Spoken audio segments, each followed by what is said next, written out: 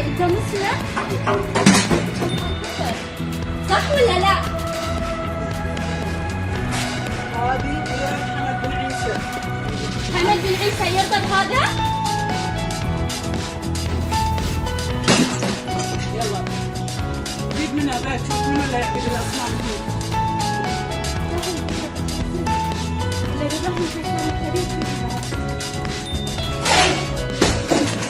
يلا شفه مال هندوس يقول بعد. बिस्मिल्लाहिर्रहमानिर्रहीम अस्सलाम वालेकुम।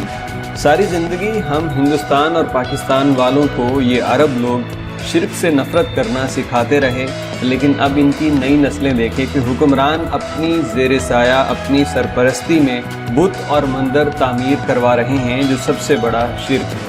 बहरीन से मौसूल होने वाली इस वीडियो में जो बहन नज़र आ रही हैं, ये बहरीन की वीडियो है और उसमें एक दुकान पे हिंदू मूर्तियाँ रखी हुई थी जो हिंदू भगवान हैं। तो इन्होंने वो तमाम मूर्तियाँ तोड़ दी और कहा कि ये मुसलमानों का मुल्क है, काफरों का नहीं। मैं देखती हूँ कि कौन इसकी यहाँ पे इबादत करता है।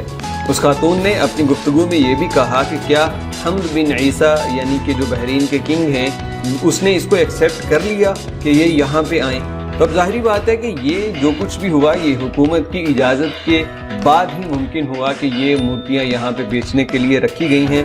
इस खातून को जो बहरीनी नेशनल है, इसको यकीनी तौर पे पकड़ लिया जाएगा, इसके खिलाफ कार्रवाई होगी।